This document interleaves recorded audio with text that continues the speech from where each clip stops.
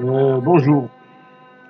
Aujourd'hui, on va essayer de faire un essai sur une recherche politique, Sciences Po, si on ose dire, euh, a pour titre le terrorisme d'État. Alors, il y a bien sûr il y a la définition. J'ai essayé de faire une définition un peu commune, les caractéristiques de ce terrorisme d'État, développement homogène. Je ne suis pas tenu à faire la séparation des variables, et c'est à vous d'essayer de voir le fil conducteur, et ainsi les propositions, et bien entendu les exemples, et la conclusion. Alors, ce travail, c'est un travail de recherche, que je le dis fort bien, c'est-à-dire il faut tenir compte et du texte et des références que j'ai pu vous concocter à la fin de ce travail, et puis bien entendu l'enregistrement que je suis en train de faire. Tout ça, ça constitue un travail unique qui est sur, comme je viens de vous le dire, sur le terrorisme d'État. Alors, je parle, je dis le terrorisme d'État est la source de toutes les autres formes de terrorisme.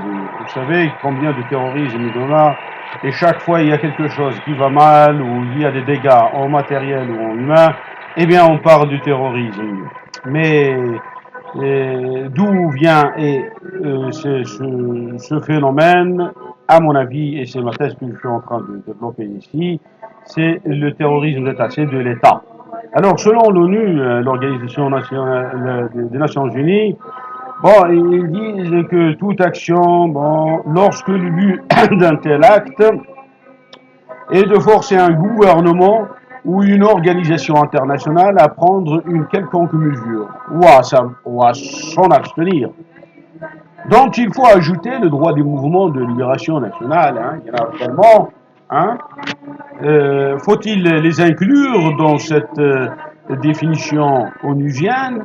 Et sinon, faut-il faire la différence ou le distinguo des deux éléments fondamentaux, et sur quoi est défini l'acte et non l'intention? Vous savez, quand l'acte est là, bon ben, il n'y avait pas une intention, mais si l'intention existe, alors on a le droit d'y aller juger l'intention. Enfin, on va voir tout ça.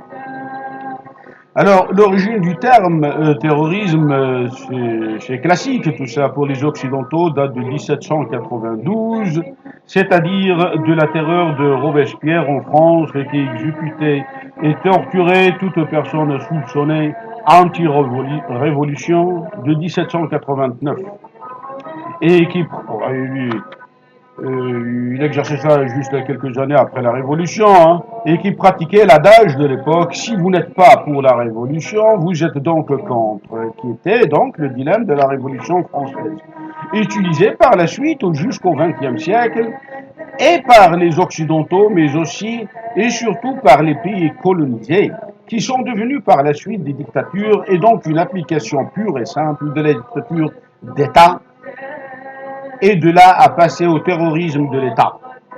Il n'y avait qu'un pas, et la majorité de ces États, en particulier arabes, ont fait ce pas avec la complexité des pays colonisateurs, et en particulier la France et la Grande-Bretagne, mais aussi l'Espagne et d'autres. Mais le terrorisme datait bien avant, et je prends pour référence les califes arabes, les différentes dynasties, au point que tous les savants arabes ne pouvaient travailler tranquillement de leur savoir, encore aujourd'hui, et le faire évoluer, et dont l'Europe s'en est servie, bien sûr, de ce savoir largement, et encore d'autres ouvrages qui ne sont toujours pas exploités. Alors je dis, sont-ils, ces savants, donnent leur approbation de front ou approbation juste de bouche, comme ça, sans réflexion interne, alors leur approbation au pouvoir en place dictatoriale. Il faut souligner qu'ils pratiquaient la terreur sous forme de la cinquième colonne, ces califes, et sollicitent ainsi la protection du calife, le savant ou les savants arabes. C'était c'était quasi automatique. Hein. Sans ça, ils ne pourraient ni travailler ni quoi que ce soit. Hein. Il fallait bien avoir une protection. Et cette protection, il n'y avait à l'époque qu'une seule, celle du calife. Hein.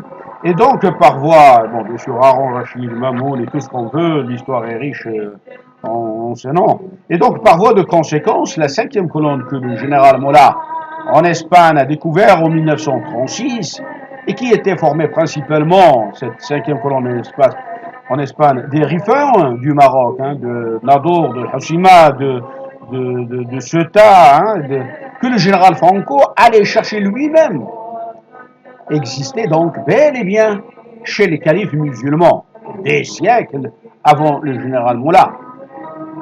Alors, le terrorisme et le terrorisme armé, bien sûr, et le bras armé des individus, hein, c'est-à-dire ce sont des gens qui parlent avec des armes et des groupes d'individus, hein, c'est-à-dire jamais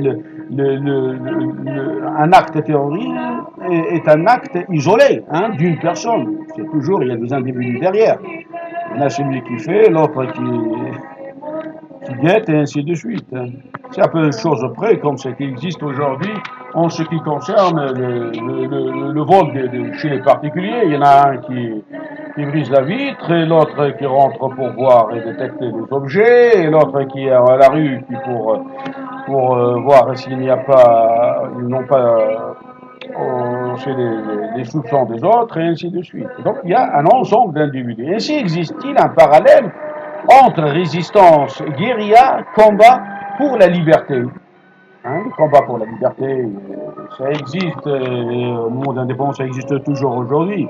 Il y a des mouvements d'indépendance, bien entendu, puis aussi autre chose, mais qui sont toujours à un rythme où il y a un point commun. Alors je dis moi, oui, si on considère l'utilisation des mêmes moyens de destruction, à l'exception de l'arme nucléaire, qui est un risque potentiel et que tous les États puissants savent pertinemment que ces armes nucléaires sont déjà entre les mains des bandes terroristes ou des résistants tels Hezbollah au Liban, que tous les observateurs s'accordent à dire.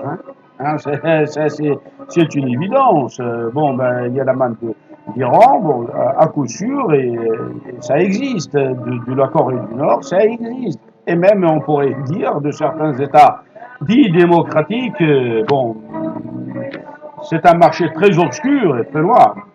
Une résistance contre le pseudo-État juif pour Hezbollah, donc il n'utilise pas ça à outrance, mais est destiné pour un objet bien spécifique, c'est l'État juif, le pseudo-État juif, qui date de 1948, qui n'a pas une vraie légitimité, cet État, et dont les vrais dirigeants juifs sont des psychopathes, il faut le dire, hein, parce que de rester de 1948 jusqu'à nos jours, ils ne préfèrent pas une solution politique, alors que maintenant, on parle, c'est-à-dire, bon, j'ai démarré l'enregistrement à 10h pile, et nous sommes le 22 2017, d'accord. Donc, juste hier, on entend des pourparlers entre l'Égypte et la Jordanie, peut-être pour octroyer un terrain de Jordanie, c'était la thèse toujours des Juifs, et puis un peu du Sinaï de l'Égypte, et peut-être, bon, parce qu'ils savent que l'État juif, ce pseudo-État ne vise, n'a aucune résolution, ils ne connaissent que la force, et la force, ils ne l'ont pas. Généralement pas. Bon. Après, à savoir, encore, il faut attendre d'autres puissances comme État, c'est-à-dire les Chine que je parle. Alors, comme puisque je suis en train de dire, hein, vous pouvez trouver toujours tout ça à la fin de cet enregistrement. Hein, et après, le YouTube, parce qu'il est destiné à YouTube. Alors qu'il n'a pas une vraie légitimité, dont les vrais dirigeants lui sont des psychopathes, et préfèrent la destruction de ce petit pays que d'emprunter la voie de l'État du Sud-Soudan. Hein. Sud-Soudan, qui a une assise maintenant internationale, juste de 2010, juridiquement parlant, et une acceptation régionale et internationale. Mais pour s'y faire, Israël doit acquitter sa note salée auprès des pays de la région, arabes, musulmans. Sinon, ce litige est la source, entre autres, d'une troisième guerre mondiale. Ah, il ne faut pas se dire, bon, ça ne peut pas l'être. Mais toujours, ces causes des guerres mondiales, ce sont des choses d'ordre très minime. Et les armes nucléaires sont entre les mains des États. Et ceci montre que dans ce sens, c'est qu'il existe une relation quelconque de cause à effet avec les États puissants. D'où la différence qui s'impose entre terrorisme et résistance légale, qui respecte les règles du droit international. Certes, dans un État de droit, la résistance a une autre connotation que dans un État dictatorial. Quoique cela a fonctionné à merveille hier, hein, il y avait les deux blocs, et puis tout le monde se cache derrière, derrière l'Est ou l'Ouest, et ensuite derrière l'Ouest, et puis bon. Alors attention, il y a pas aujourd'hui, et encore moins demain, parce que l'ordre, me paraît-il, pour beaucoup d'observateurs, change, car l'internationalisation du terrorisme s'impose du fait que le terrorisme d'État se cache derrière les mouvements de résistance nobles pour l'indépendance de leur pays ou autre, et les situations précaires chez les Occidentaux, exemple au Japon, mais aussi en Europe, et ceci par définition sont un fait incontournable pour tous les États du monde. Alors, la cinquième colonne est une forme de terrorisme d'État qui fait donc partie de la classification des actes liés à l'État, appelé donc le terrorisme d'État, dans sa forme violente, dans une situation qui semble une situation de stabilité, une situation de paix. Par exemple, le non-respect des minorités de l'État est une forme de terrorisme d'État, ou d'encourager les minorités à attaquer la majorité ethnique. Par exemple, au Maroc, les Berbères, les Souss et ceux de l'Atlas, c'est une majorité, les Touaregs, hein, sauf les Rifains, bien sûr, hein, qui a une histoire là-dedans avec notre résistant internationalement connu, Abdelkrim Khattabi. Donc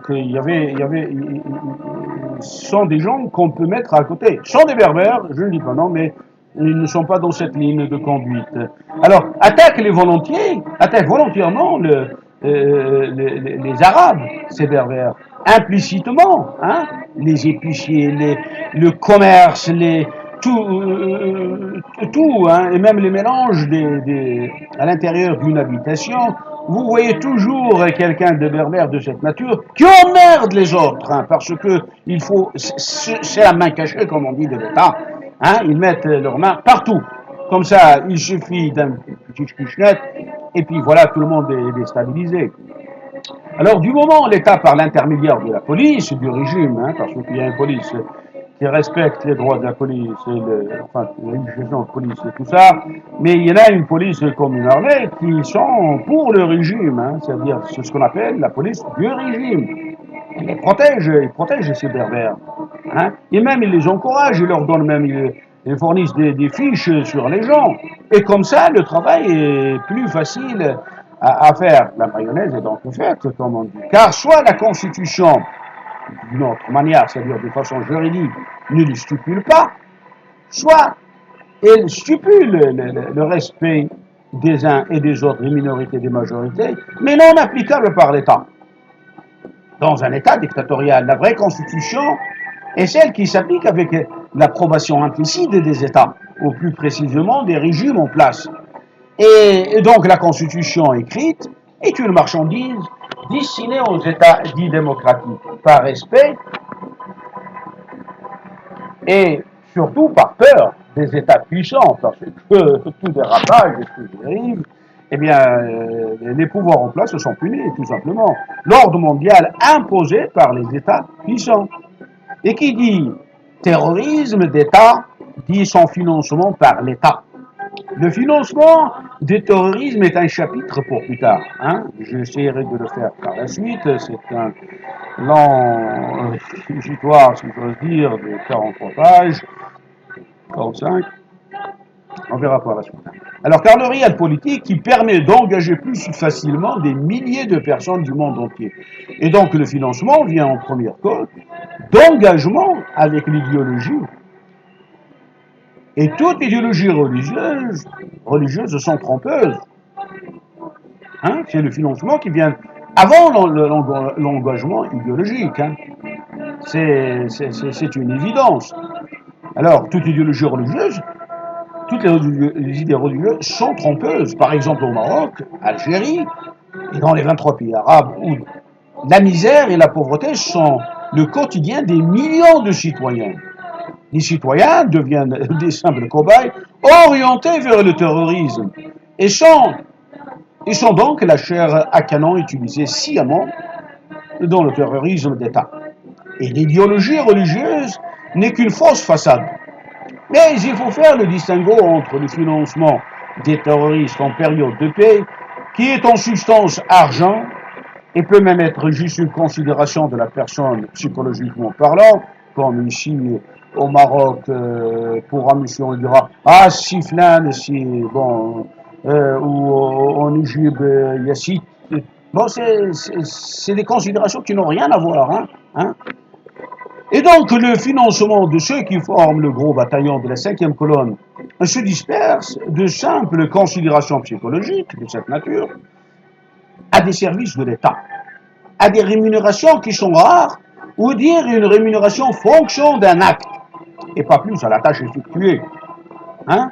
Vous volez une telle personne, vous cassez la gueule avec quelqu'un, bon ben vous êtes payé, puis voilà, c'est l'État qui englobe tout ça. Hein? Et puis il existe la rémunération en période de guerre, par exemple la Syrie, l'Irak, Yémen, Libye, etc., qui est une rémunération conséquente par mois, et de l'ordre de 500 euros, et non qu'on entend parler dans les reportages de 50 euros. Non, ils vont plus, 500 euros et plus.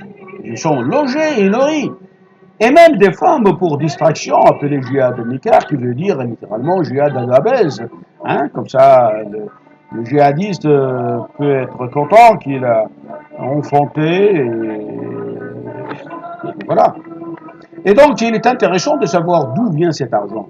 Mais avant, il faut faire la différence entre un engagement et un recrutement chez les terroristes. Il n'y a pas d'acte juridique qui lie les deux parties. Mais il existe un acte oral qui est de jurer sur l'honneur de la cause ou la pseudo-cause. Et quand il existe une défaillance de la part de l'engagé, il existe un service qui est déjà établi dès le départ, de cette organisation terroriste à éliminer les engagés qui ont retrouvé leur raison. Voilà. En faisant d'eux des kamikazes, malgré eux. Ah ben, si vous voulez qu'ils disent comme ça, qu'ils lui pardonnent, bon, faites juste ça et puis vous partez, hein. Ils ne savent pas qu'ils le prennent avec une chaîne de bombes, hein. Ou sans le savoir, et donc rares qui arrivent à s'échapper, et en général, ils sont calfeutrés pour ne pas dévoiler leur position. Ceci est en période de guerre, hein. Et ceux de période en paix, c'est-à-dire les brigades qu'on parle ici au Maroc ou Beltaghi en Égypte, ils sont à la merci de l'organisation de la 5e colonne, qui n'est rien d'autre que l'État dictatorial qui peut en cacher d'autres États, faibles ou puissants. Et même des États puissants, comme je viens de le dire, proportionnellement, par exemple, la France. La France s'immisce trop dans les affaires intérieures du Maroc, des pays francophones. C'est un fait qui est établi depuis longtemps. Ils subissent des méfaits en forme de propagande, car entre eux et leurs enfants, une fois la personne est victime, eh bien, les terroristes, l'État dictatorial ne fait pas la différence entre les parents et les enfants ou les petits-enfants, peu importe. C'est vraiment le Moyen-Âge. Pas de repli si ce n'est par un changement de régime. Ce qui est normal. Si le régime est tout entier bloqué dans une philosophie, eh bien, il applique ce régime dictatorial, cette philosophie. Et puis, comme on dit, une équipe qui marche, pourquoi la changer? Ça a toujours marché, ils ont toujours gagné, bon ben ça continue comme ça. Alors il n'y a que le changement de régime qui peut changer cet état de vie, car ce dernier se substitue à l'État. Le régime dictatorial se substitue à l'État. Quand on entend parler en série que ils ont peur de faire tomber l'État. Non, ils veulent tomber le régime, pas l'État. Le régime qui est en cause. Et le régime colle maintenant à l'État. Ce qui est... Bon, je ne dis pas que je suis pour ou je suis contre ce qui se passe en Syrie, mais j'essaie d'analyser quelque chose qui est un autre débat l'autre. Alors, car ce dernier se substitue à l'État, le régime. Et donc, comme en 1963 au Maroc, les opposants politiques et militaires sont rentrés à l'intérieur du palais royal de Rabat. Ou en 1971, les militaires sont rentrés à l'intérieur du palais royal de Skhirat, pour découdre avec le régime en place, par emprisonnement du roi, Hassan II à l'époque, et donc neutraliser ceux qui sont ou prétendent être les royalistes. Et le roi donc devient une marchandise de négoce entre les opposants et le roi, ou plus précisément ses prétendants amis. Parce que, à vrai dire, il n'y a pas d'amis. Les rois n'ont jamais d'amis. Ce sont des gens d'intérêt, c'est tout simplement. D'ailleurs, cette scène était déjà produite en 1971 entre le général Ophir et le général Nour, qui sont passés pour des prisonniers aux yeux de Hassan II. Et là, ils ont tracté avec lui dans un KGB au palais du Skhirat, et lui-même disait que pourvu qu'il parle la famille royale, et vous prenez le pouvoir quand vous entendez. Ici, je n'avance pas quelque chose de moi-même, mais ça a été dit et redit dans des émissions radio, dans des témoignages, etc. Et c'est le seul remède de passer à une république marocaine. Voilà. Ou à la limite, une monarchie constitutionnelle sous contrôle de l'armée, comme en Espagne, qui par la suite donnerait naissance à une république marocaine, et encore une fois contrôlée par l'armée. Et il n'y a pas d'autre choix. Les civils, ils ne peuvent pas. Ils ne peuvent pas gérer. La corruption, ils ont le son. Et je ne dis pas que les militaires, il n'y en a pas, mais ils ont une bonne part des civils qui sont dans la corruption, comme une bonne part dans les militaires qui ne sont pas dans la corruption. Vous savez, il faut doser. Mais donc, l'équation gagnante, c'est que l'armée doit contrôler la démocratie. Ce qui se passe à peu près en Égypte. Et là, vous verrez que vous faites, par exemple, juger le Sisi, et je crois qu'il n'a rien derrière. Il vivait avec de l'eau fraîche pendant une dizaine d'années. Je ne crois pas qu'il faisait partie de ces gens corrompus. Bon, alors la chose pour lui, si j'ose ouvrir une petite parenthèse, c'est que il devrait passer le pouvoir au civil, c'est-à-dire il faut dire, dès maintenant, je ne me présenterai pas pour les prochaines élections. Comme ça, la tension descend, et puis, bien sûr, le régime, le système politique est toujours sous contrôle de l'armée. À la moindre vibration, il y aura un autre général ou lui-même qui peut reprendre les armes. Donc, l'armée est là pour contrôler. Alors, je dis le printemps arabe aussi pour découdre avec les régimes arabes en place, et jamais pour la destruction de l'État. N'a jamais été. Parce que comment on peut travailler à un État? La Libye, il y a eu une destruction de l'État. Parce que déjà, l'armée n'existait pas en Libye, ni même pas les chemins de fer, ni quoi que ce soit. Donc, il y avait une destruction de l'État. Non, mais on ne peut pas détruire l'État. Si on détruit l'État, l'État ne peut pas se reconstituer du jour au lendemain. La Somalie, par exemple. Donc l'État en a besoin. La police qui travaille aujourd'hui peut travailler la République, l'armée qui travaille aujourd'hui peut travailler la République. Donc qu'est-ce qui existe? Il faut faire le distinguo chez ceux qui travaillent aujourd'hui actuellement avec le pouvoir en place, c'est-à-dire la police du régime, l'armée du régime, et ainsi de suite. Et alors j'allais dire, comme disait la chanson d'Oum Kaltoum, alors on change de Barraq par Warraq, Layta lil Barraq aynan fatara. L'injustice qui existe au Maroc. Après recrutement, il existe une phase dite à mon sens de complaisance, que le recruté peut s'approcher des dignitaires de l'organisation.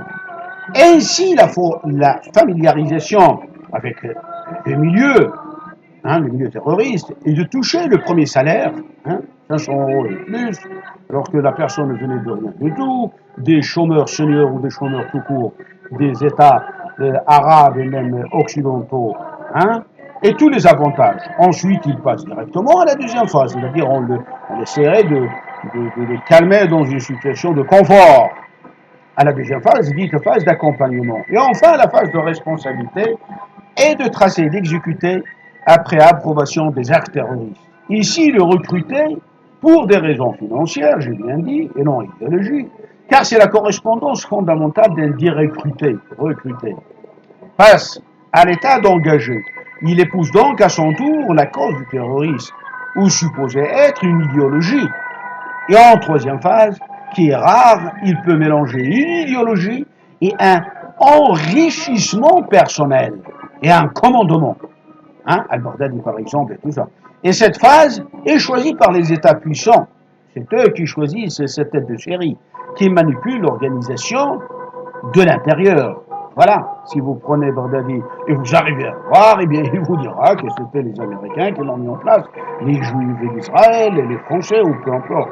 Donc, c'est un acte qui est théoriquement juste. Maintenant, le pratiquer, comme je dis, il suffisait d'avoir ces têtes de chéri vivants pour les interroger, et voilà, vous arriverez à la question comme je viens de vous le dire. Et que le fait Et que fait le droit international? Alors, les résolutions de l'ONU telles 1373 a été adoptée suite à un 9/11, car la contribution américaine est de 25% du budget de l'ONU. Et donc, le gros contributeur est vite récompensé, alors qu'il s'agissait d'un pays comme la Palestine ou les îles Marshall, hein, ou un pays des 50 pays africains, ou de l'Asie. Il n'y aurait jamais ce genre d'intérêt, et pas de résolution encore moins contraignante.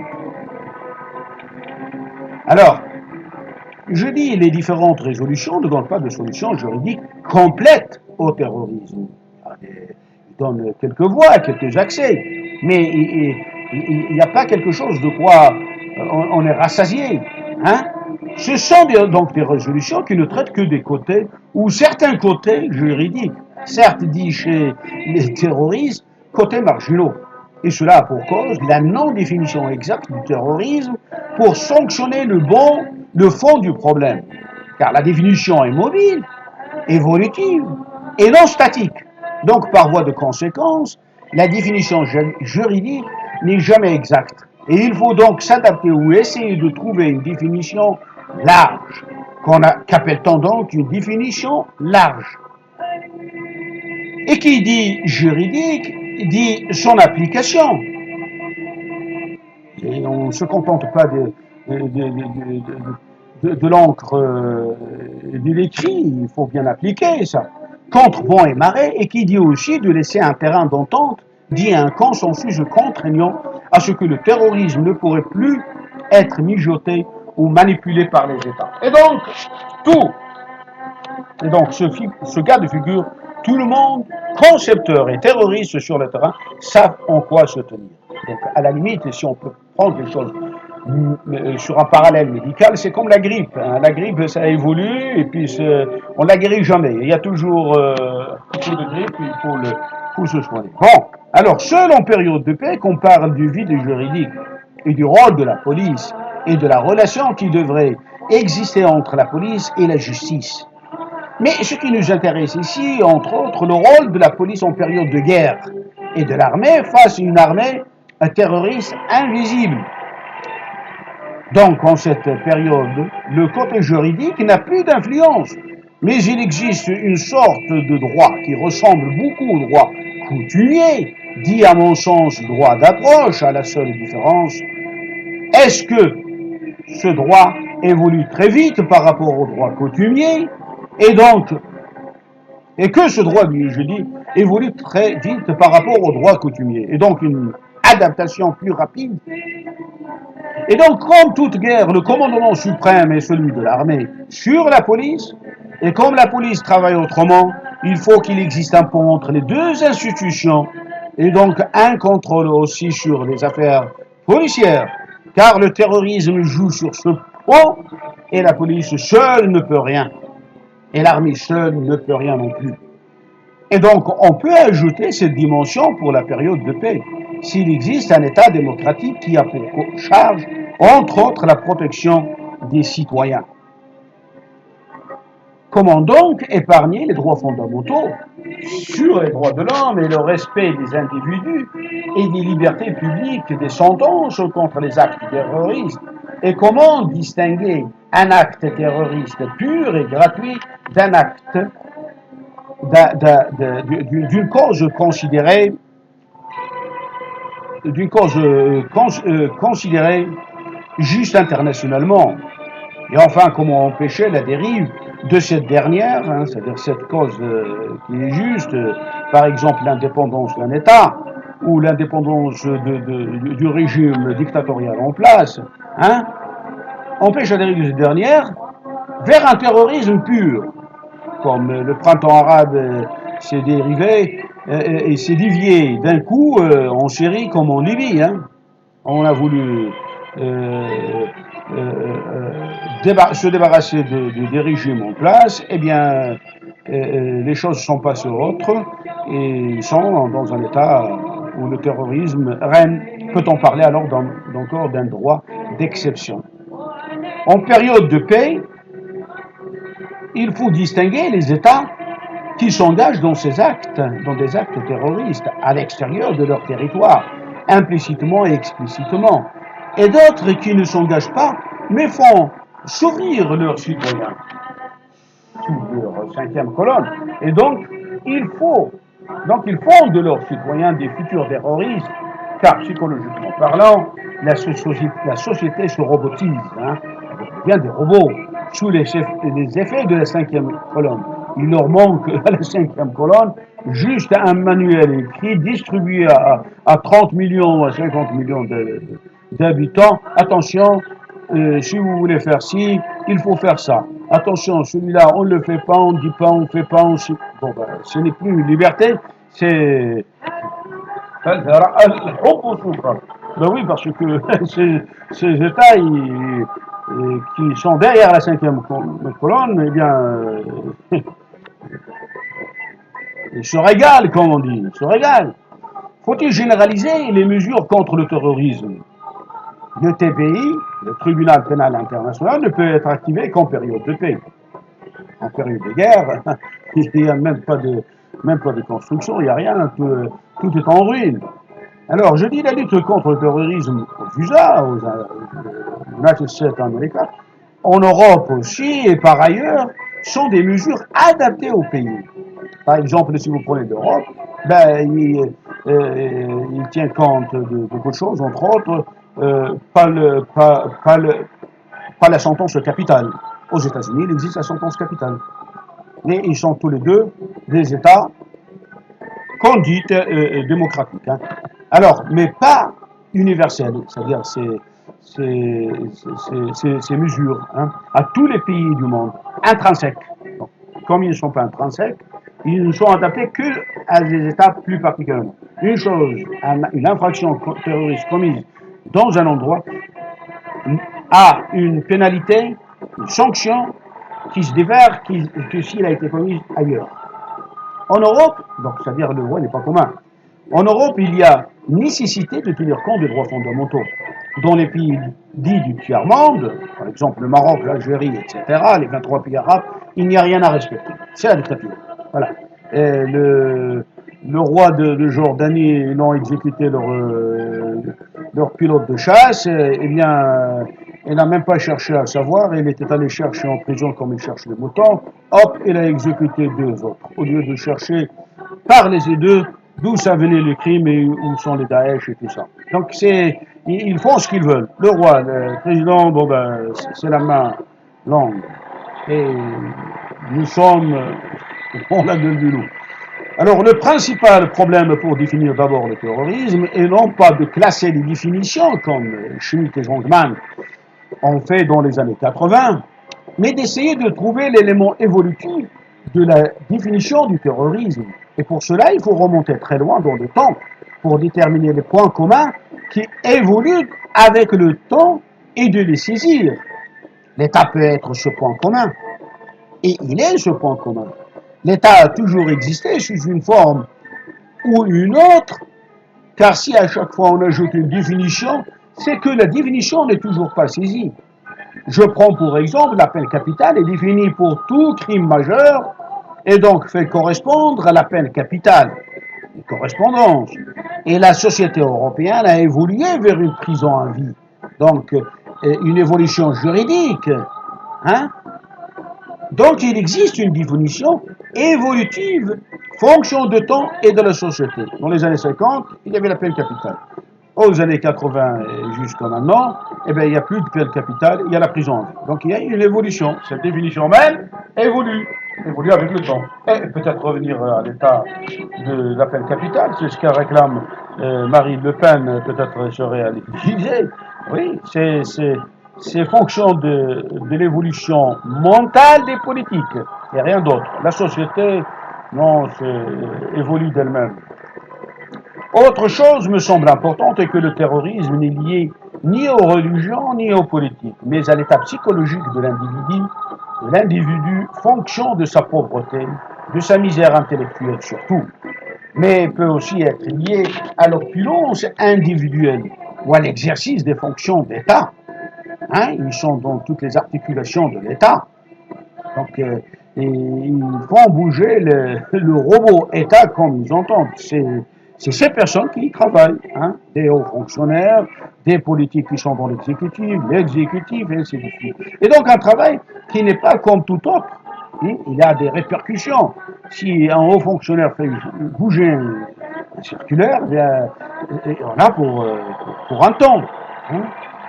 Mais il y a des éléments comme la grandeur de l'État. Parce que sur ça, que la plupart de ces personnes qui travaillent au sein de l'État tiennent compte de l'histoire de l'État, ses phases d'héroïsme, etc. Que la personne qui travaille utilise est dans l'obligation psychologique d'en tenir compte dans tous ses rapports et devient la langue des terroristes de l'État malgré eux. Et la religion, l'islam ou autre, n'est que le catalyseur, car les terroristes existent en période de paix comme en période de guerre. Ce sont tout simplement les citoyens même. De même la politique, qu'elle soit l'islam politique ou les chrétiens démocrates ou les juifs de la Torah, etc., sont aussi des simples aiguilleurs des citoyens. Hein, celui qui a tué le Rabin, un jeune qui était allé voir un rabbin, et le rabbin lui a laissé la Torah ouverte, et sur la page, il lui a marqué comme quoi les Juifs peuvent tuer, assassiner leur chef. Hein. C'est ce qu'on a entendu parler. Donc, ce sont des aiguilleurs.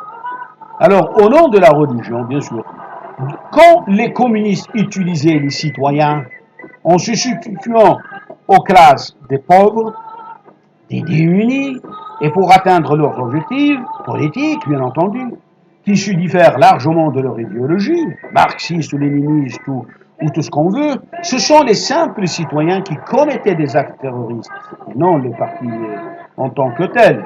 Et la direction du parti raflait la mise avec des considérations politiques au niveau de l'échiquier politique de tous les autres politiques du pays.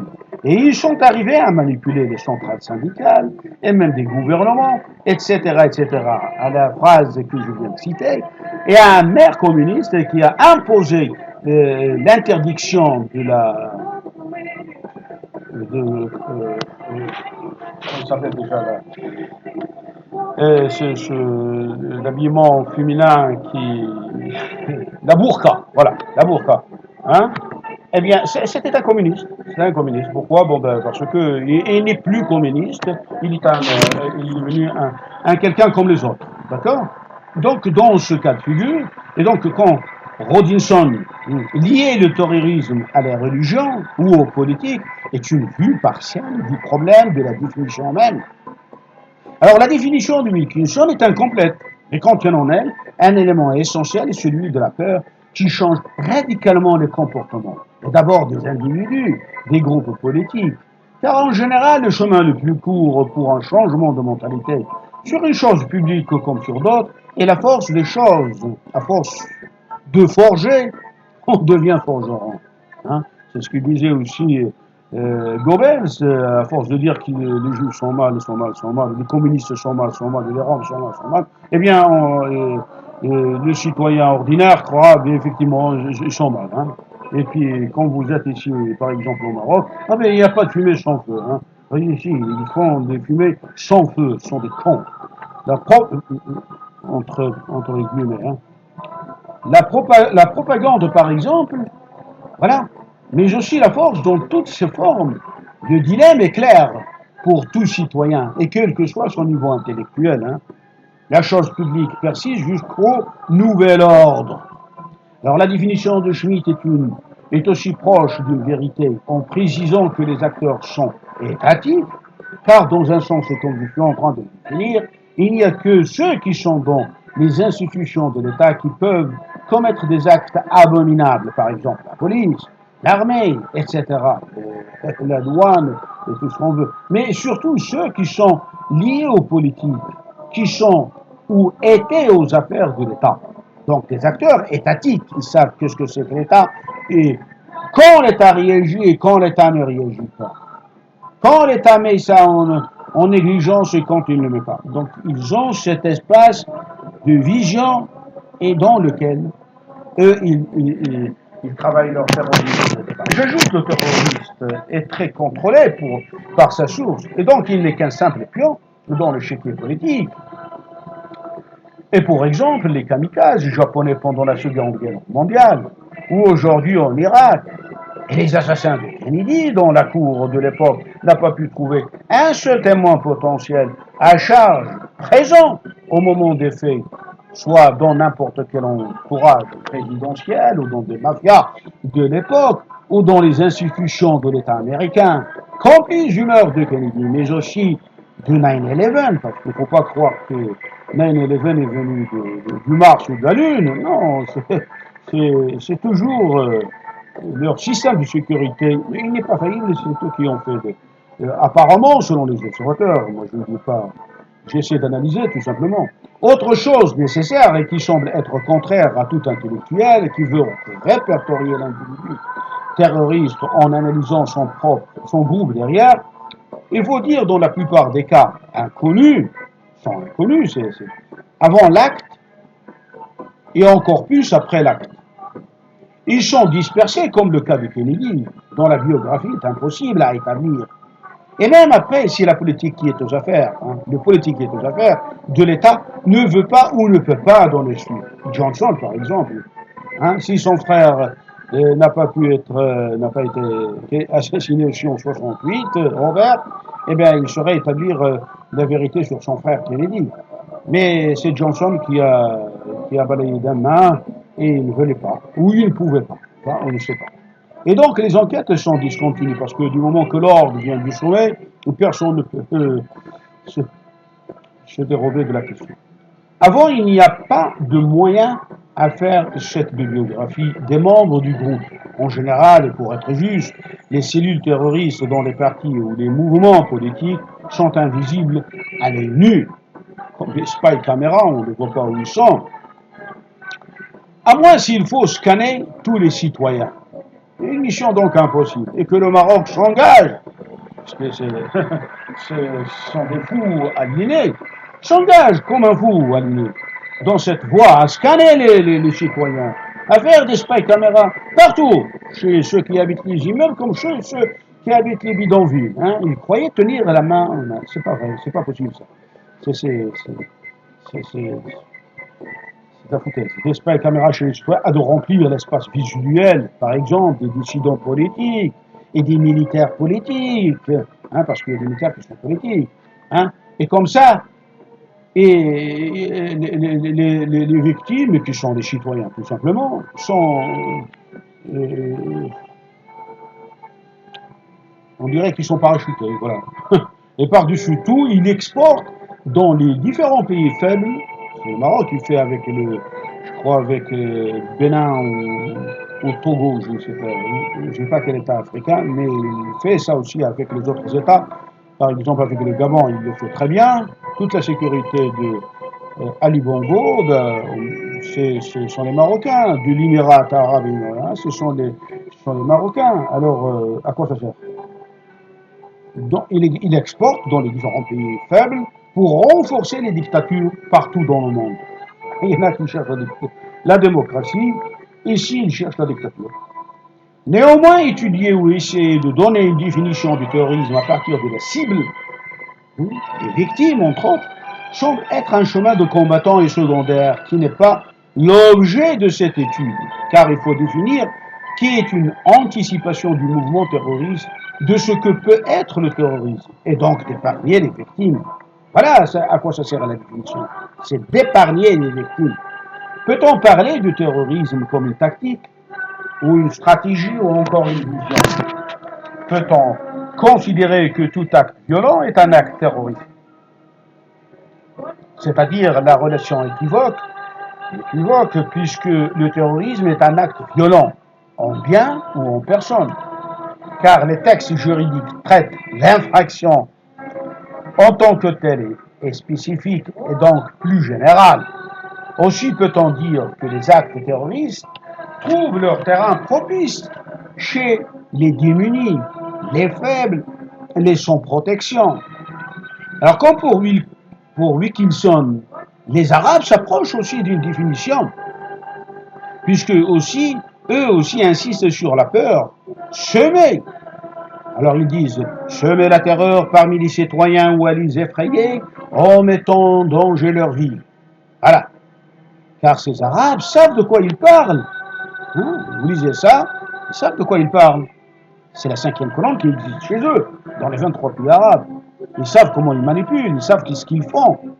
Sont gérés ces 5e colonnes partout dans les 23 pays arabes par les services des régimes en place, qui sont rien d'autre que les proches. En Arabie Saoudite, il y a 7000 princes et princesses, il y a du boulot. Ils ont de quoi travailler, de quoi s'occuper. Et en période de guerre, ils ne font que calquer leur système de souffrance à une échelle plus flagrante qui s'internationalise. Leur définition manque donc de sérieux, comme celle de Wilkinson, car il faut créer des tribunaux pour juger les régimes dictatoriaux en place. Du moment qu'on effleure le problème, non, il faut aller plus loin. Plus loin, c'est-à-dire juger les 23 pays arabes, les chefs d'État et de gouvernement, et des rois et des émirs, pour avoir une définition exacte, pour se débarrasser de cette racine ou de ce virus qui se trouve dans les 23 pays arabes. Alors il existe 2 sortes de définitions sur l'engagement d'un peuple vers sa libération.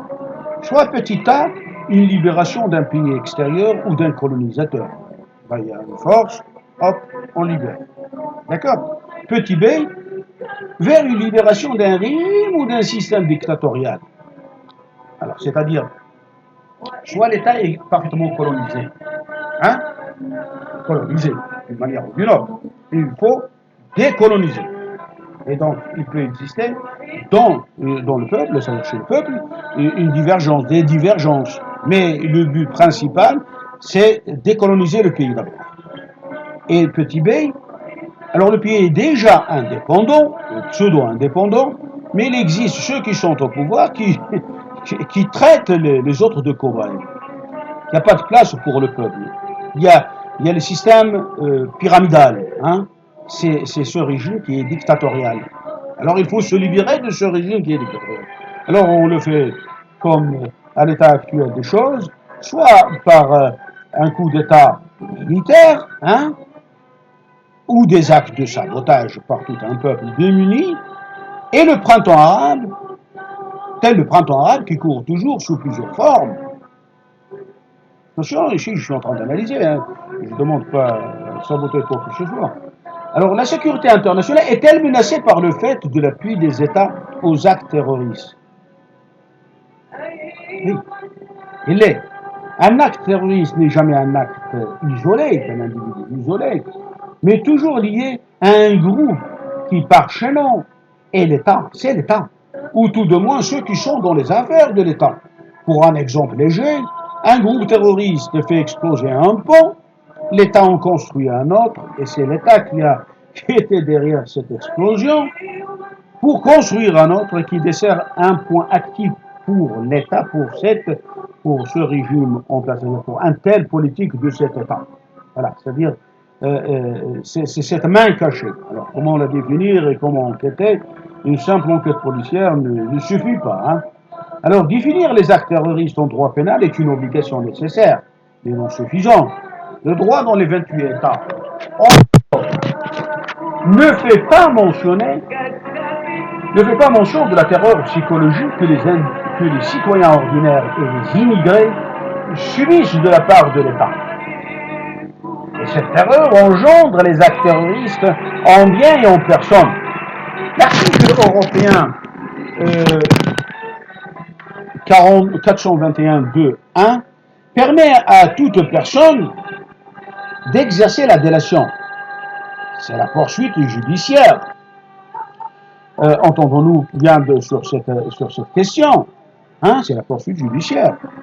Mais cet article se trouve dans l'impasse car toutes les personnes de près ou de loin sont menacées, car des organisations mafieuses qui exercent le chantage de tout ordre sur les citoyens européens, s'ils accomplissent leur devoir de délation ou de fuite ou de toute fuite vers l'autorité, eh bien,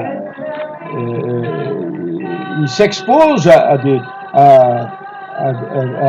tortures de la part des mafias. Voilà, tout simplement, qui est le régime en place. Donc cet article provoque un brouillard de grabuge, et dans le sens contraire de ce que peut souhaiter le législateur, vers un état de droit qui se respecte et évite les actes terroristes. Comment donc exclure l'arbitraire et être conforme au droit de l'homme, qui stipule que nul ne peut être puni qu'en vertu d'une loi établie. C'est-à-dire que s'il n'y a pas de loi, vous pouvez faire ce que vous voulez. Arrivé au juge, il disait il n'a pas de quoi, sur quoi il va se passer. Alors, il est libéré. Et l'infraction terroriste est à définir. Mais ce qui importe est d'établir les actes terroristes. Et cette définition est évolutive selon le temps. Donc le temps qui signifie les époques, et passé et futur, est une dimension à ne pas négliger. D'où l'arsenal juridique adapté. La définition de l'acte juridique ne devrait en aucun cas se baser sur les intentions des terroristes, tant que les intentions ne sont pas encore traduites en actes transparents qui trouvent l'ordre public ou psychologiquement ou matériellement. Ce travail constitue la base de toute étude sur le terrorisme et donc cet état, de l'État à remettre en cause l'intimidation exercée par l'État. Mais l'intention prime pour déterminer sa constitution dans l'esprit du terroriste. Cherchez donc les causes dont la pauvreté et la misère ne sont pas les seules à considérer. Certes, le droit pénal, général, spécial ou autre, juge les actes commis et pas les intentions. À une époque, le Maroc jugeait les intentions. Ils ont tort. Il se trouve des dommages et intérêts. Je me souviens d'un colonel ici, eh bien, il parlait avec les civils sur une plage, il a dit, bon, moi je vais apporter les chars pour aplatir ces rochers qui nous empêchent de voir la mer. Bon, ben, il était vite sanctionné, hein. Et pourquoi? Ce sont des paroles en l'air, ce sont des intentions non confirmées. Bon, peut-être maintenant il y a autre chose, je ne sais pas. Alors le terrorisme ne diffère en rien de l'assassinat qui est une composante dans la panoplie des actes terroristes de l'État. Si ce n'est les objectifs qui s'approchent d'un objectif d'ordre plus qu'un et qui donnent une résonance sur l'objectif politique choisi sur les politiques qui sont des terroristes de gré ou de force. Le djihadisme est une forme de terrorisme d'un autre temps.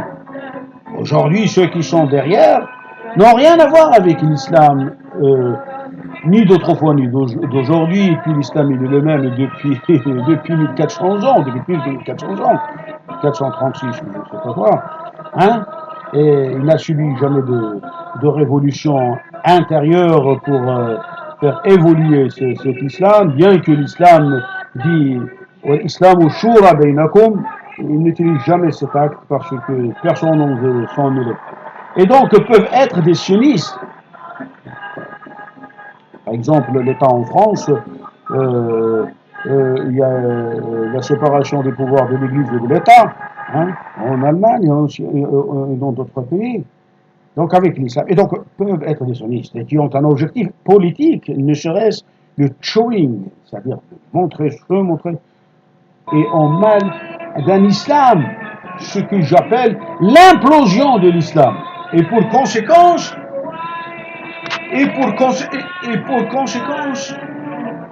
tous les États du monde font maintenant très attention. Les musulmans et considèrent même l'islam comme une secte.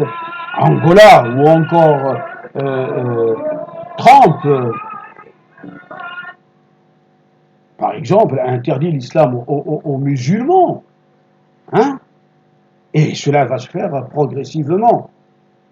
Non, contraire à Sajman, le terrorisme n'est pas la seule arme dont dispose le djihadisme. Car il faut distinguer plusieurs formes du djihadisme. Le prophète Mahomet, Mohammed, cultivait la terre, travaillait. Il avait un boulot qui est pour lui une sorte de djihad, car le travail est djihad. Et ensuite, il prêchait dans la préparation psychologique qui engendre l'idéologie et qui donne naissance à des combattants armés pour l'unicité de Dieu. Il y a une cause. Et qu'il faut rappeler que le djihad du savoir est le plus important du djihad armé. Et n'est en aucun cas lié aux destructions par les armes de personnes et des biens. Et comme contre-exemple, comment l'islam a vu le jour en Indonésie, à Samarcande. Eh bien, faites le micro-trottoir dans ce pays, vous verrez que l'islam est porteur d'une paix.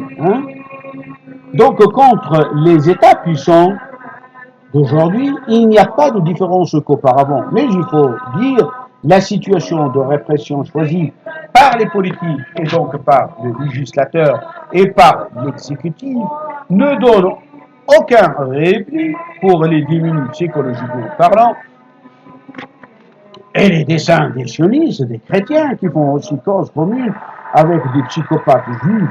Donc on peut observer par exemple dans les HLM en France, comme dans toute l'Europe, le brassage croissant et forcé par la population musulmane, tout en sachant que les musulmans n'ont pas d'autre choix, alors que les autres ethnies ont d'autres choix. Ils peuvent habiter ailleurs. Tout ce qui se rassemble se ressemble culturellement, linguistiquement, etc. Et donc, leur première fonction, pour une bonne part d'entre eux, qui ne sont pas des musulmans, mais de la société souche, est de contrôler et d'orienter ces pauvres musulmans déboussolés, indirectement au djihad, afin, dans le futur, d'expulser ces musulmans vers leur pays d'origine. C'est une tactique de l'extrême droite politique dans toute l'Europe. La même tactique qui a été utilisée au XIVe siècle. Tenez-vous bien, au XIVe siècle et au XVe siècle, par les chrétiens de Rome, pour chasser les musulmans de l'Andalousie, le sud de l'Espagne, hors du territoire européen. Ceci montre que le djihadisme utilisé par ces musulmans européens est un de leurs légitimes de défense contre les méfaits des lobbies idéologiques, politiques, religieux, et même contre la dictature de leur pays d'origine, et en particulier dans les 23 pays arabes. Ils sont dans l'impasse, et que faire? J'ajoute, ceux qui s'orientent vers un djihadisme armé représentent moins de 1%. Et certes, je suis conscient sur le plan, c'est trop. Il ne faut pas utiliser ce djihadisme armé. Alors, et il n'y a pas de lavage de cerveau, à propos, à la fikra, comme disent les Égyptiens, au sens propre du terme. La seule composante qui existe est l'intégration ou l'insertion de ce groupe de démunis dans une société qui reconnaîtrait leurs valeurs humaines et comme la société du pays d'accueil réserve ce privilège, qui font de cette valeur un privilège, bien sûr, aux personnes immigrées choisies au volet, selon leurs critères étroits. L'islam les accueille au grand bras ouverts, mais ne les oriente pas à prendre les armes contre le pays d'accueil ou un autre État, ce pas léger pour une religion lourde de préceptes de l'islam. Les psychopathes de juifs et de chrétiens durs font sauter, ce pas volontairement, parce que les juifs chrétiens et les chrétiens durs, les chrétiens et les juifs s'entendent. L'ennemi de mon ennemi est mon ami. Et là, ils s'alignent entre eux. Volontairement, autre exemple, de la négligence de l'État français, par exemple, de ne pas octroyer la nationalité française aux anciens combattants de l'armée française qui ont fait les guerres de France, l'Indochine, sur François Hollande, au moins il aurait dû faire ça. qui n'a rien foutu, au moins il aurait dû faire ça. Peut-être si Le Pen arriverait il tiendrait compte de ces gens qui ont fait la France, pas seulement combattu pour la France et pour le drapeau français, mais pour cette dimension de France. Hein. Alors, si on tout compte fait, ils ne méritent pas ces Français, parce que même la société civile ne s'engage pas dans cette voie à rendre à César ce qui est à César et à octroyer la société française à tous ces anciens combattants de l'armée française qui ont fait les guerres, bien sûr, pas les autres qui sont restés, qui, du Maroc, Algérie et tout ça. Alors, dans des thèses que j'ai déjà consultées, si l'échantillon sur le djihad qui était juste, on dit que ces immigrés sont doués d'une intelligence incroyable. Ils sortent d'armées de robots, de haute technologie, hein, parce qu'il y a un test qui a été fait rien que sur, comme si le djihad et cette et monolithique est un bloc, un seul bloc. Non, ça se diffère. Non, ce n'est pas vrai. Ceux qui représentent l'échantillon pris différemment dans tous les angles et de moins de 0,5%. J'ai bien dit de moins de 0,5%. On a fait une thèse avec ça. De la population qui sont activées pour un djihadisme armé. Et donc, il n'est pas représentatif. À mon sens, il n'est pas représentatif. Pour son jury, pour peut-être il était représentatif. Le portrait robot d'un djihadiste armé se diffère d'une vue occidentale à une autre, vue des pays dictatoriaux, à sa compréhension historique et selon les religions. Il faut savoir qu'il existe seulement une partie infime qui s'oriente vers le djihadisme armé, en s'insérant ou en se ralliant à un groupe terroriste. Mais la plupart utilisent les autres formes du djihad non armé. Imaginez donc la méthode par l'absurde. Hein, raisonnement mathématique, si tous ces immigrés musulmans sont des djihadistes armés, armes blanches, armes ordinaires, nucléaires et tout ce qu'on veut, l'Europe serait déjà en guerre civile, et pour des années. Et pas ces 100 années, la guerre des 100 ans du 15e siècle ou du 14e siècle. Hein? Et la paix serait signée qu'avec ces djihadistes armés. Car on ne fait la paix qu'avec l'ennemi. Et voilà, l'Europe considère l'islam comme une religion d'État. L'État français, l'État belge, l'État allemand. Rien qu'en France, il y a 4 millions de Marocains et autant d'Algériens, etc. Cela fait beaucoup. Et par voie de conséquence, la guerre civile serait très longue.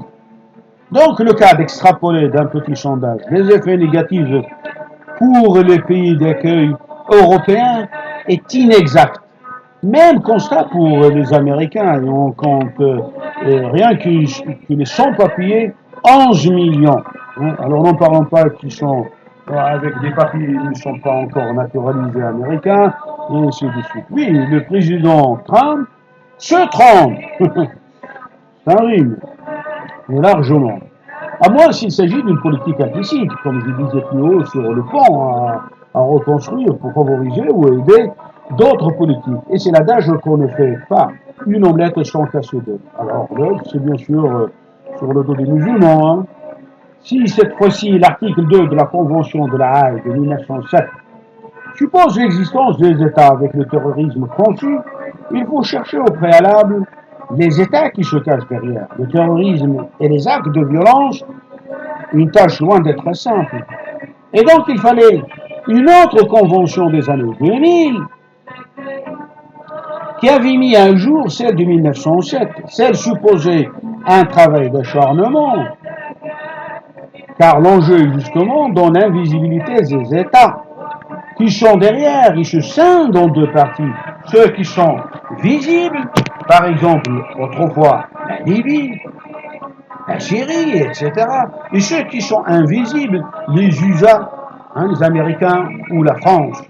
est responsable, cette France, est responsable des renversements des régimes en Afrique francophone, et dont la plupart c'était des échecs, car la France, dans plus de 90%, instaurait des dictatures, hein, par le système de Focard, ancien bras caché, invisible du général de Gaulle, qui ont engendré du terrorisme d'État, et donc des cinquièmes colonnes en période de paix, et des combattants terroristes en période de guerre, car la méthode est acquise en période de paix de faire s'ouvrir les pauvres citoyens avec des spray caméras chez les citoyens et de parler avec eux en état de cause, puisque si la personne ne sait pas qu'il a des spray caméras et le Bergeg qui commence à lui parler, le Bergeg le voit avec la fiche qu'il a.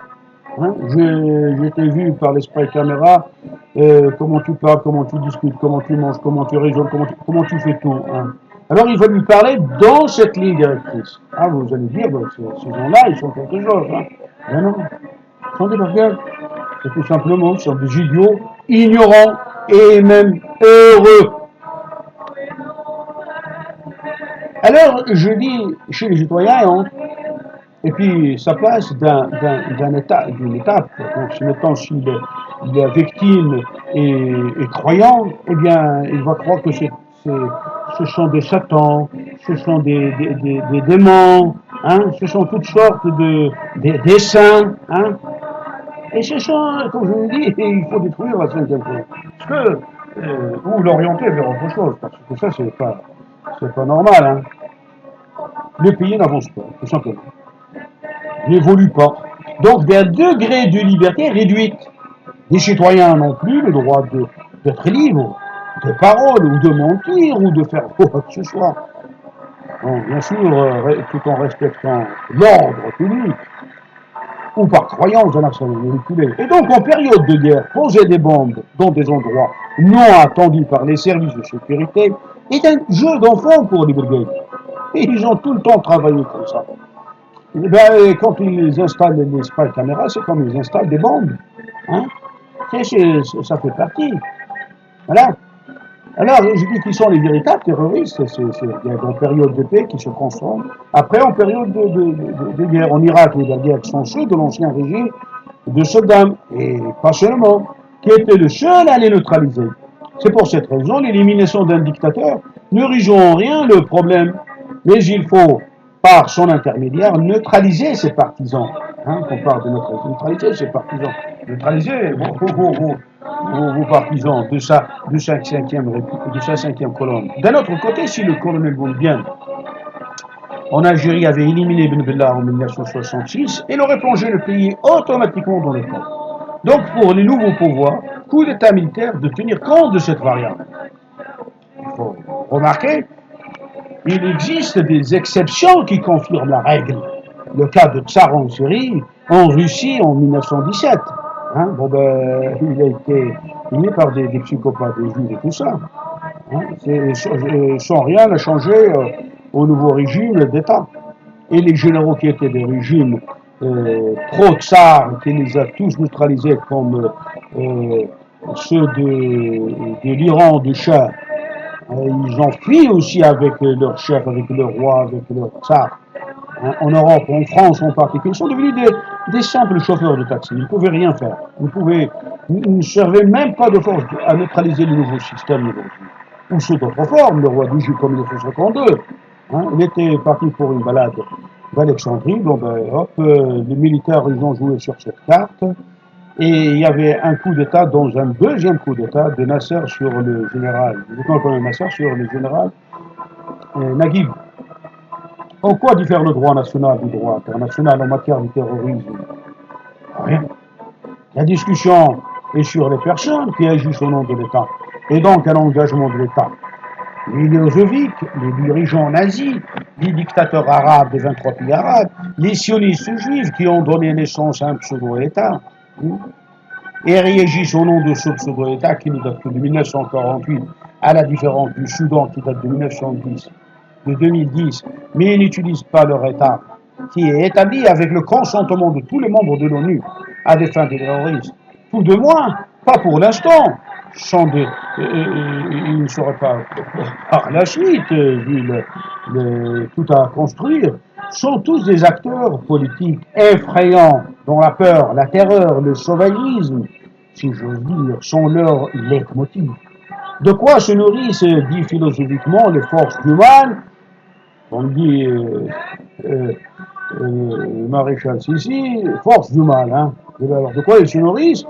Qui devient, hein, qui se nourrit, se dit philosophiquement les forces du mal, qui devient et essaye de chavirer le monde, il devient de chavirer le monde dans une obscurité totale. Une guerre mondiale interminable vers l'âge de pierre et des roches. Ni plus ni moins. علي احتفاظي بعقول تنتهونها وإلى. Alors je dis, l'État utilise souvent ces moyens de supervision qui ne sont rien d'autre que le terrorisme pour faire accélérer leurs desseins politiques sur une région. Un autre État, en la déstabilisant, en commençant par les individus et les groupes, et en période de paix comme en période de guerre.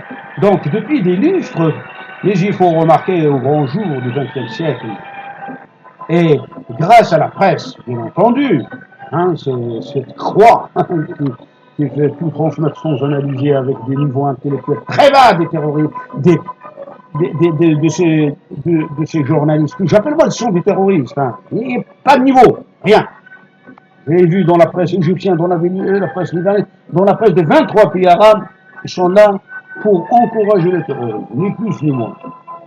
Le terrorisme d'État est connu sous tous les citoyens du monde parce qu'il manquait un degré qui leur manque cruellement, c'est l'intellectualisme.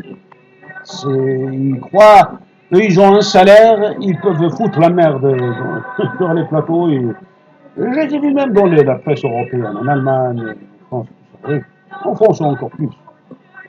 Et savent en quoi tenir. Et dans ce domaine, il n'y a pas de différence entre un État démocratique et un État dictatorial. Le terrorisme d'État est une propriété privée dont tous les États du monde usent et abusent. Cela veut dire que les États ne sont pas soumis au droit. Les exemples sont légion. Et l'état d'exception commence par l'accusation verbale des États qui pratiquent le terrorisme. Quand la Cour qui dicte le droit international ou toute juridiction dit qu'elle considère que tout comportement contraire au droit d'autrui est une violation d'une obligation qui incombe à chaque pays, cela suppose qu'il existe un environnement démocratique et donc des valeurs de l'État de droit. Autrement dit, un respect du droit écrit. Tous les textes, et de ce fait le colonialisme, et quelle que soit sa forme, est condamnable.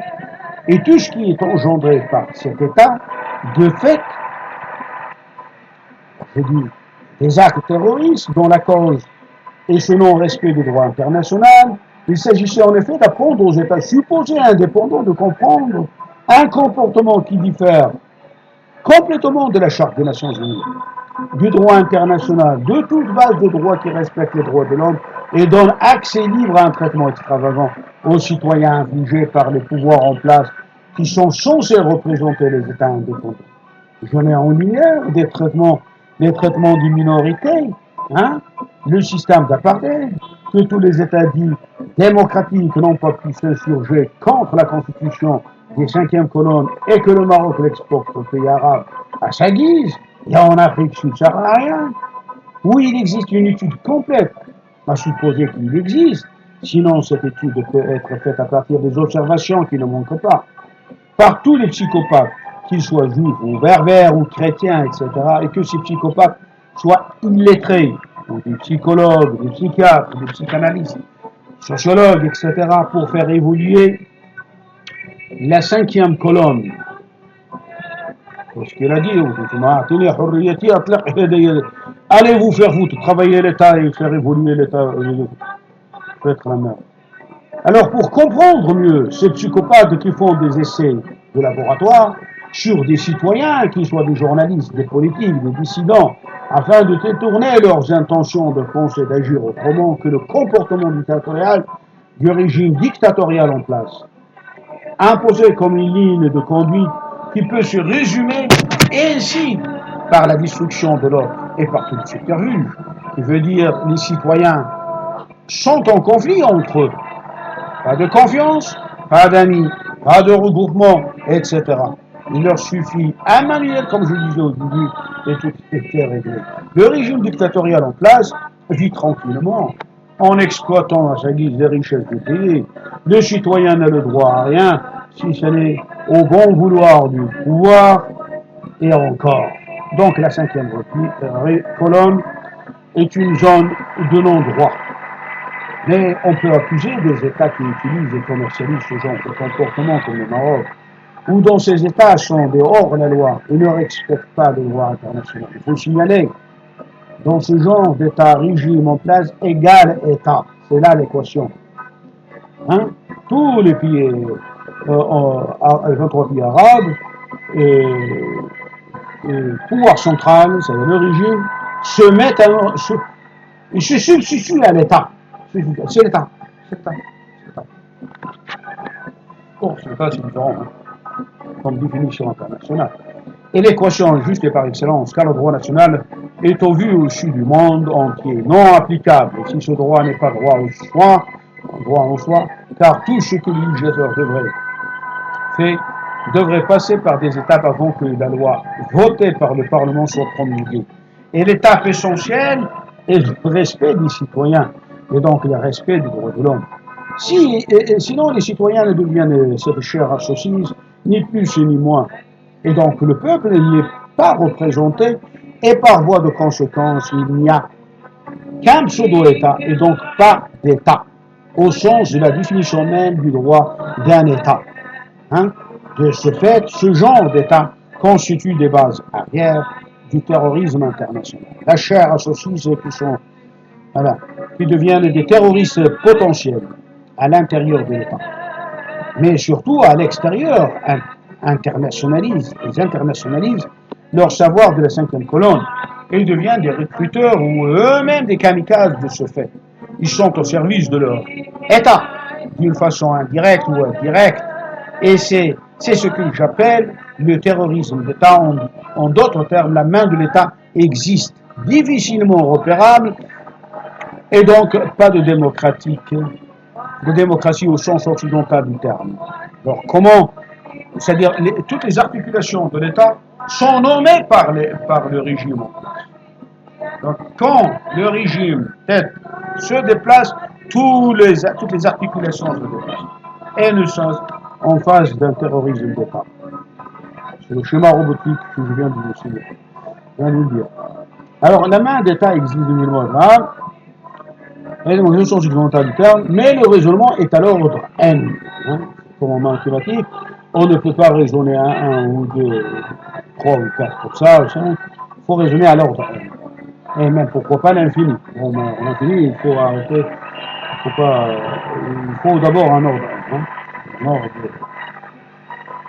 Et que les États dits démocratiques, avec un enracinement des siècles dans leur compteur, je prends l'exemple de la France, en 1789, ou la Grande-Bretagne une centaine d'années avant, ou l'Espagne, et ainsi de suite, sont des manipulateurs de ces États dictatoriaux, en exploitant leurs richesses en contrepartie de ne pas les vaciller de leur fauteuil. Ce sont des dictatures dans les 23 pays arabes et dans les 50 pays africains. Ils sont là, comme ça, sont installés, vissés, inamovibles. Et ceux qui ont ce tournevis, ce sont les États puissants. Alors ils craignent que le tournevis vienne les diviser. Pour ne pas s'y faire, ils rendent tous les services à ces États puissants. Et comme ça, les États puissants sont toujours des États démocratiques et les autres des dictateurs. Ces dictateurs d'un niveau intellectuel égal à 0. Ben oui, ils ont peur de se diviser. Donc, son niveau intellectuel 0. Hein. Donc la responsabilité incombe en premier lieu ces États dits démocratiques. Et pour démontrer ce fait, il faut jeter un coup d'œil sur les accords commerciaux et les privilèges accordés par les dictateurs à ces chefs d'État et de gouvernement tels la France. Ici, il s'agit d'un film de démonstration. Si vous développez ça, vous arrivez à ça. Alors Rousseau, un autre spécialiste du droit international, parle des faits établis. Il ne va pas plus loin pour observer les faits non transparents qui démontrent par démonstration et dépoussiérage les faits des États dits démocratiques pour comprendre le comportement et les violations des droits internationaux par les pays dits dictatoriaux. Et de cette compréhension, on a donné le contre-exemple qui met à faux et les faits établis par Rousseau. Et donc sa conclusion est incomplète, est insuffisante. Et ici, je ne fais pas de différence entre l'arc-en-ciel du dictateur, hein, parce qu'on parle de dictateur douce, une dictature douce, une dictature dure, et ainsi de suite. Bon, moi, je ne fais pas cet arc-en-ciel. Car je suppose qu'une dictature est une dictature. Et peu importe sa couleur ou sa consistance. Et donc, de comprendre la violation des règles du droit international est due à un colonialisme d'antan, et que le cordon ombilical est toujours existant et qui fait nourrir les chômeurs des États dits démocratiques. Hein, il y en a combien? Et donc, en général, des États démocratiques. Attention, je n'extrapole pas. Par exemple, les pays nordiques, Suède, etc., ont un comportement correct. Si nous considérons le droit international est un bac de tous les droits existants, il faut s'interroger sur la constitution de ces textes des lois.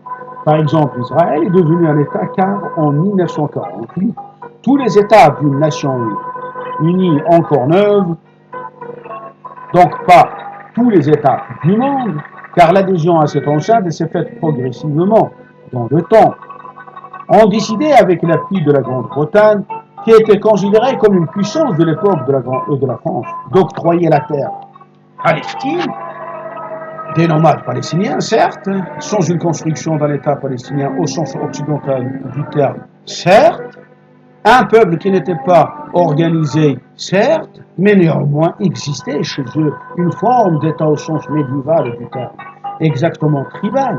Il y avait des tribus, des chefs de tribus et des lois coutumiers qui géraient ce peuple dans un ordre défini par l'histoire de ce peuple, comme en Afrique noire, avant l'avènement du colonialisme. L'État a donc une nouvelle définition pour compter parmi les peuples, les pays qui constituent l'ONU, et ainsi de suite. Et donc tout le monde devrait voir ce look de la nouvelle définition de cette nouvelle organisation de l'ONU. Alors, un peuple, certes diminué, a souffert des États démocratiques de l'époque.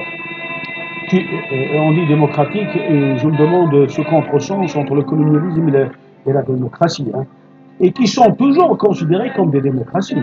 Aujourd'hui, de quel droit personne n'ose répondre à cette question? D'où, à mon sens, la démocratie doit avoir un élément évolutif qui est l'autocritique et savoir corriger la faute du temps passé. Aujourd'hui, le minimum est la reconnaissance de l'État palestinien sur la phrase de 1948 et non de 1967. Ou bien se mêler aux Palestiniens et avoir un seul État, je ne sais pas. Il y va donc de soi, Israël ne respecte pas les obligations des Nations Unies, ni rien en espèce, car les Juifs d'Israël croient savoir que les puissances les protègent. Les Juifs n'ont pas confiance en eux, car aussi par voie de conséquence, ce sont ces pays qui l'ont créé. Mais seulement voilà, les puissances d'aujourd'hui ne sont plus d'hier de 1948. Aujourd'hui, la Chine commence à lever la voix contre cette injustice. La Russie aussi, l'Europe même commence à tourner la veste par des petits gestes, comme l'embargo sur les produits nés d'Israël, ou encore l'accélération politique sur la reconnaissance de l'État palestinien.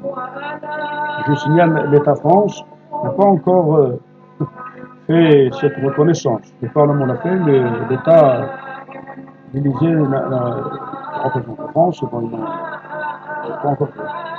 Il me semble important que l'ONU doit insérer dans sa charte un parallèle au colonialisme perpétré par les États, un autre perpétré par les personnes et donc les régimes dictatoriaux en place, ce qui est appelé communément le colonialisme d'intérieur perpétré par les citoyens eux-mêmes qui accaparent le pouvoir au détriment des autres citoyens, qui dilapident les richesses des pays et exploitent tout un pays en bien, en terre, en humain, avec leur 5e colonie. Alors, le texte est tellement long, hein, je suis juste à la 10e page et il me faut encore aller jusqu'à la 50e page. Donc, j'essaie d'être un peu plus bref parce que ce texte, il est déjà, vous le verrez, à la fin de cet enregistrement, en haut, vous pouvez cliquer et vous avez le lien qui vous mène à ce texte. Sinon, en bas de YouTube, vous verrez le PDF de ce texte. Que je l'ai mis en verrou pour ne pas changer les phrases, tout ça. Mais vous pouvez le copier. Encore faut-il poser la question à définir les conditions nécessaires et suffisantes pour dire qu'un peuple est colonisé. Et pendant son indépendance supposée en droit international, et quand un peuple veut réellement son indépendance, et enfin quand un peuple veut s'allier à un autre État, s'associer.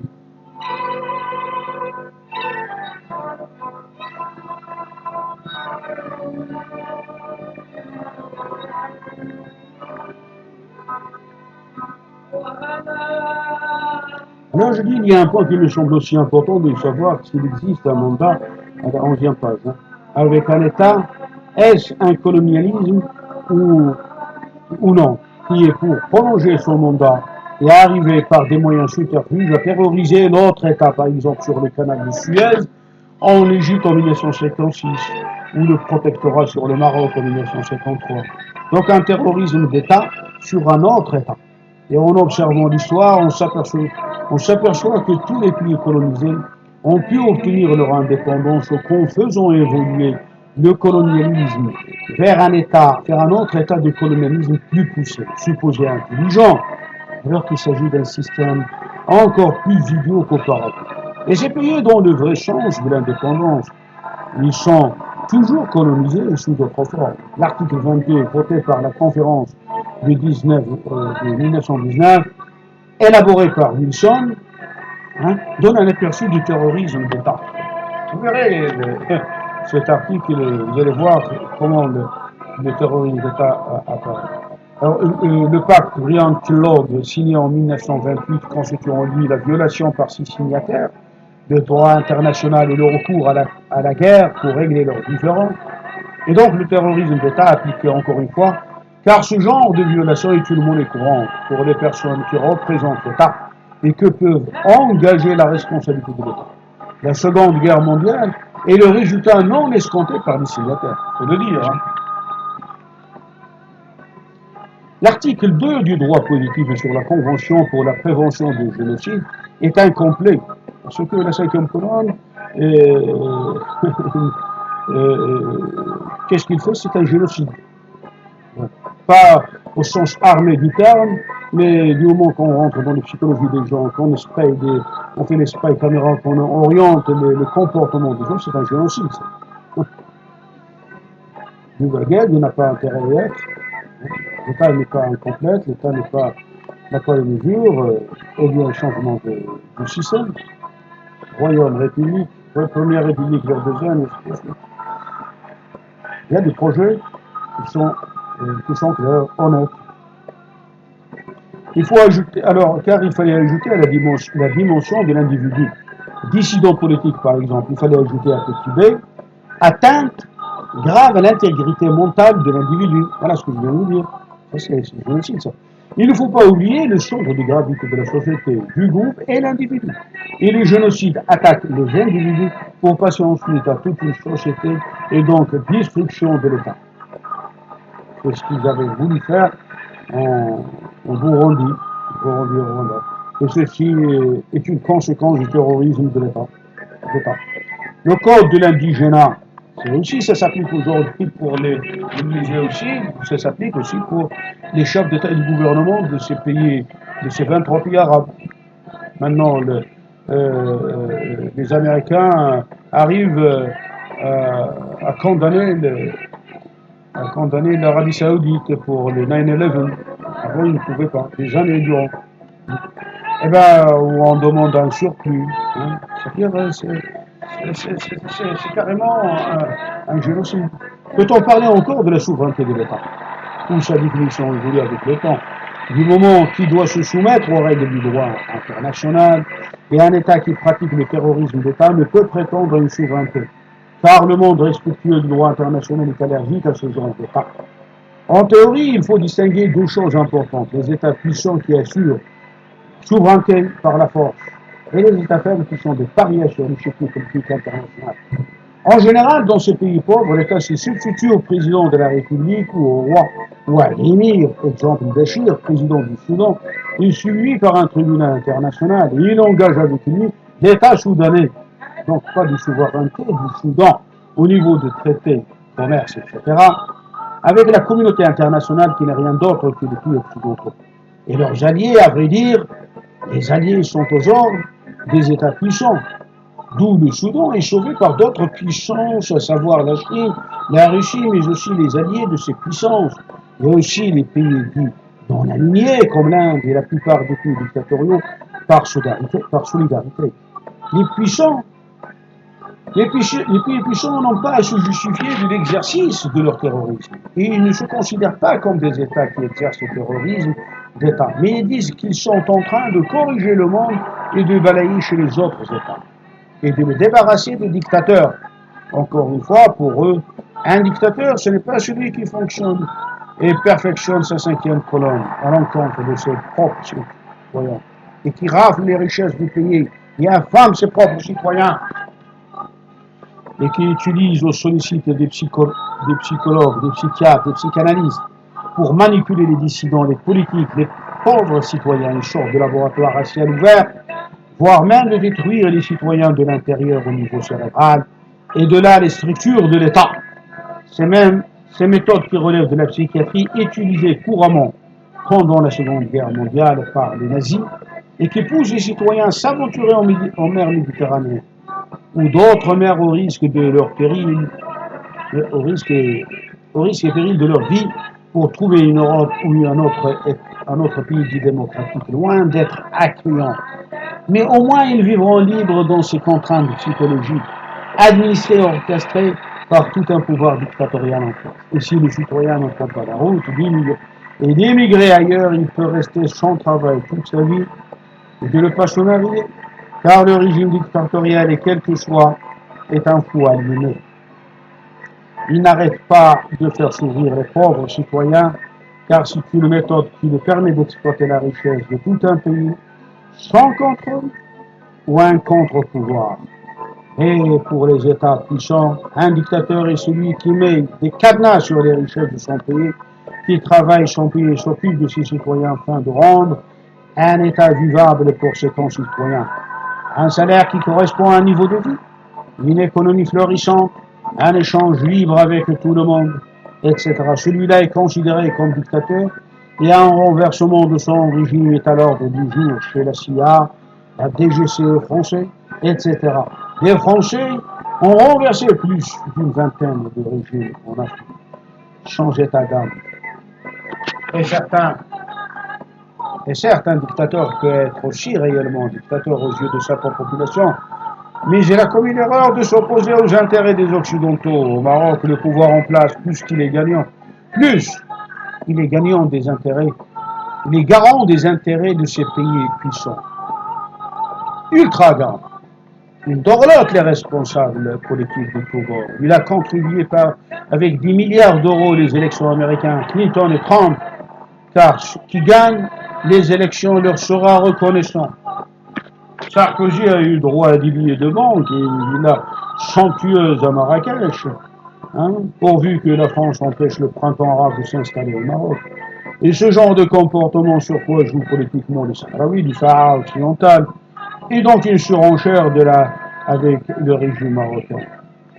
Si la France est bannie par la Charte des Nations Unies, article 2, pour les relations interétatiques, la déstabilisation et les coups d'État montés supervisés des autres États est autorisée implicitement du moment où la Charte ne dit pas mot et n'interdit pas ce genre de comportement interétatique, car on touche ici à la souveraineté de l'État, et dont les intérêts sont considérés comme une des composantes de la souveraineté.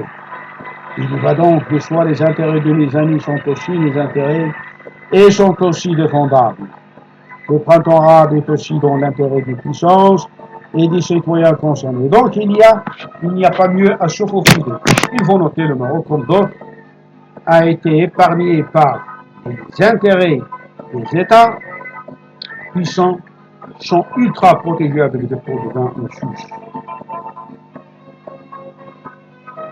Bon, ici page 13, je vais aller un peu plus loin.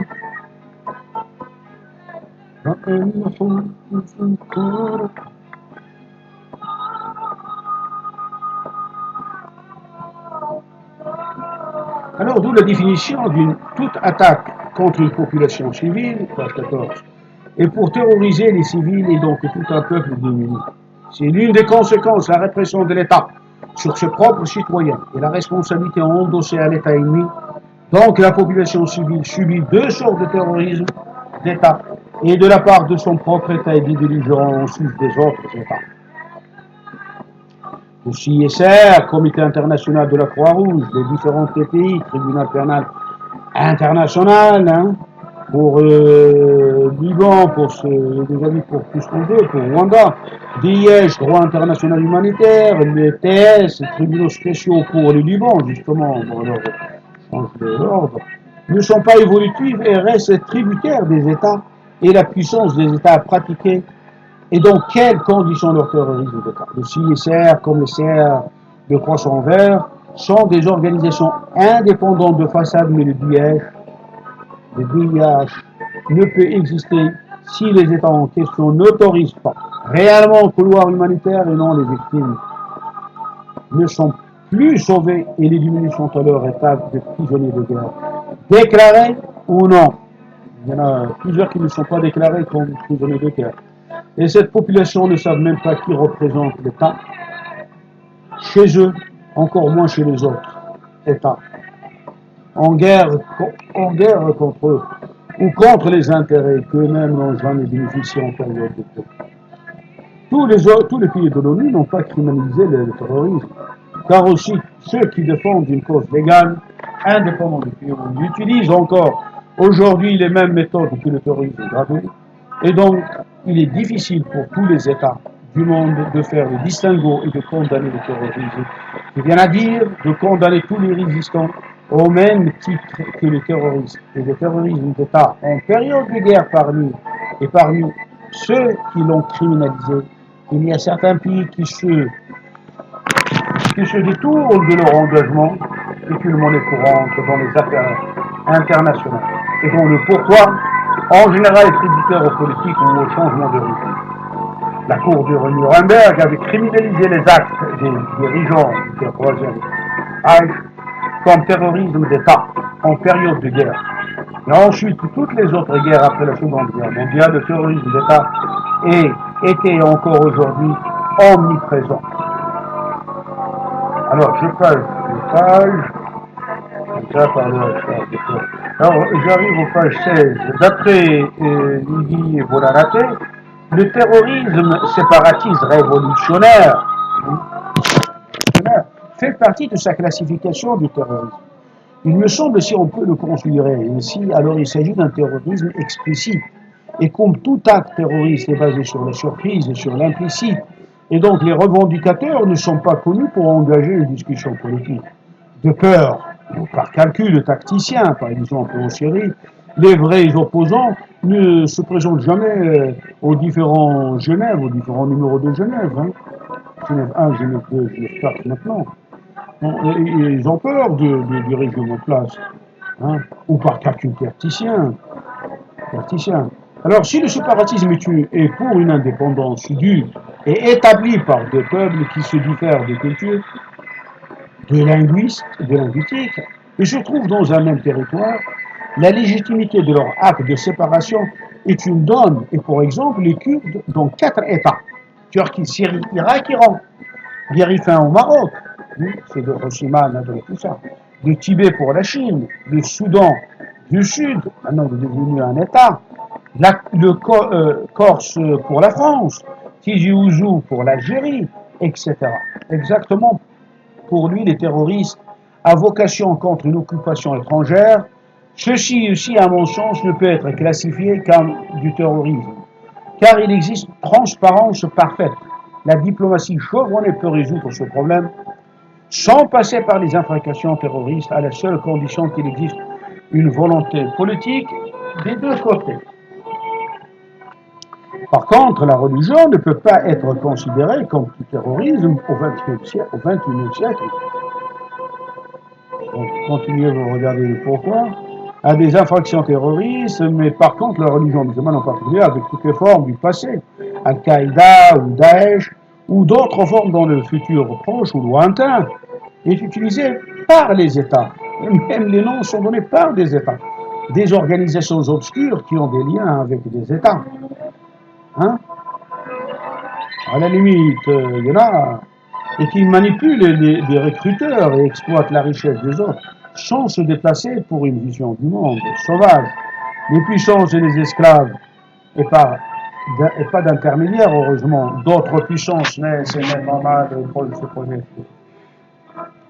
Il me semble le tribunal de Nuremberg qui avait jugé, et dont le jugement était contesté, car pour beaucoup d'observateurs, le jugement était rapide, expéditif, et non basé sur l'ensemble des témoignages des dirigeants nazis qui pourraient éclairer le monde sur le pourquoi du comment, avait agi de la sorte Troisième Reich. Est-ce toute une responsabilité? Était vraiment considéré comme ces chiffres? Et qui sont les vrais responsables? Pour beaucoup d'observateurs, c'était la justice des vainqueurs, ni plus ni moins, qui ont donc limité les enquêtes judiciaires loin d'eux pour ne pas les mêler et rendre les vrais responsables des actes commis ou supposés commis par les nazis. Et si je ne défends personne, hein, mais d'essayer d'apporter un éclairage, une lumière sur un coin obscur de l'histoire et éventuellement Nuremberg est une instance juridique internationale, première instance, qui définissait sous une forme simple et abrégée le terrorisme d'État. Et qui donc se distingue en deux phases, l'État ou les États concernés et l'État ou les États qui sont derrière, qui contrôlent ou s'immiscent dans le terrorisme d'autres et le terrorisme d'État des autres États. Alors je vais loin en page 30, pas parce que j'ai quelque chose en page 30, mais c'est tellement il y a beaucoup d'écrits et nous sommes des êtres humains. Je fatigue aussi. Hein.